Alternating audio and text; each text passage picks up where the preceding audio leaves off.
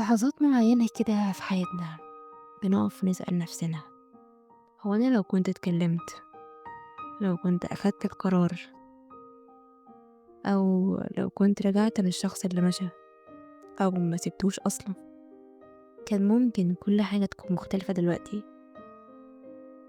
الندم مش دايما صوته عالي، أوقات بيكون همس صغير بيظهر أول ما بنحط راسنا على المخدة. لما كل حاجة تهدى حوالينا نلاقي نفسنا كده بنقلب لحظات عدت، نقطة زمنية صغيرة بس إحساسها كبير. الندم مش بس على غلطة، أوقات بنندم على السكوت، على الخوف، على التأجيل. أوقات كمان بنندم إننا كنا موجودين بس مش حاضرين، أو إننا مشينا وسيبنا حد فعلا محتاجنا. الوجع في الندم مش في اللي حصل، لأ، لكن في الإحساس إن الوقت خد معاه فرصة ما تعرفش ترجعها تاني. كل ما تحاول تنساها تفتكرها أكتر. في الحلقة دي مش هنهرب من الندم، هنقابله ونسمع له، نسأل نفسنا هل ممكن نحول الندم لبداية جديدة، ولا هنفضل جواه عايشين محبوسين في اللحظة خلصت.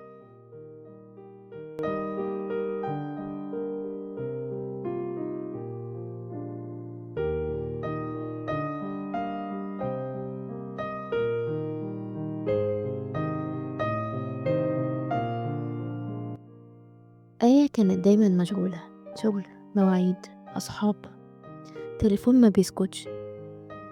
وجدتها ست كبيرة قلبها مليان حنية، تحب تحكي، تحضن، وتستنى زيارة حفيدتها اللي بتيجي مرة كل شهر.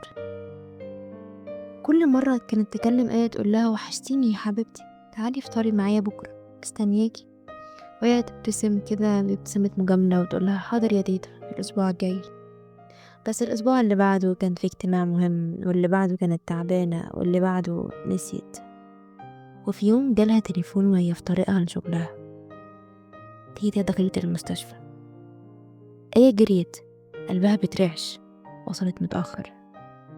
جدتها كانت نايمة في هدوء، مغمضة عينيها وسايبة الكلمة الأخيرة في قلب آية: يا ريتني رحت بدري. مفيش كلام كان ينفع يتقال، ولا دموع كانت هترجع تاني حضنها.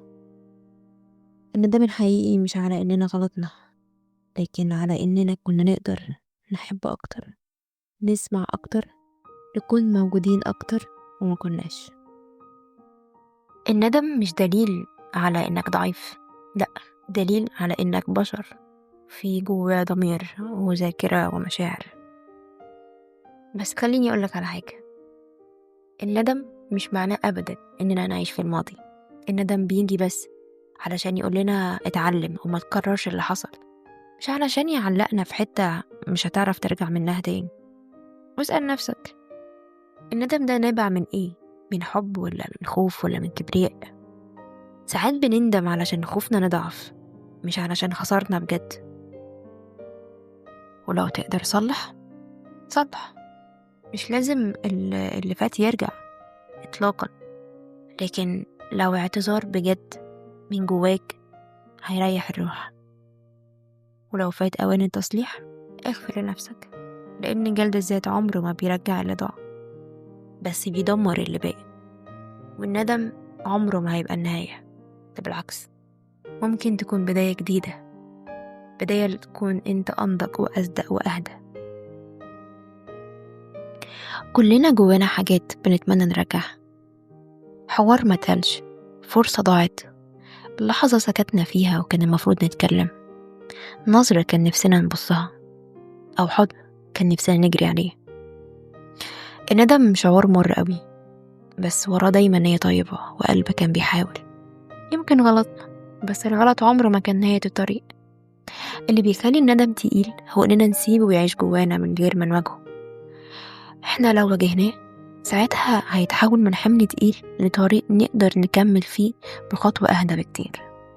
ادي لنفسك فرصة، سامحها على اللي فات، وافتكر إنك كل يوم بتتغير حتى ولو بالبطيء. مفيش حد بيصحى كامل، وانت مش المفروض تكون كامل علشان تستحق تبدأ من جديد. وده كان بودكاست قبل النوم. لو حسيت ان الحلقة دي خبطت على حاجة جواك، ابعتها لحد يمكن هو كمان محتاج يسمعها شوية. واستناني في الحلقة الجاية بحكاية جديدة من اللي بنقفل بيهم يومنا وبنفتح بيهم أبواب للراحة. تصبح على خير وسلام من كل القلب.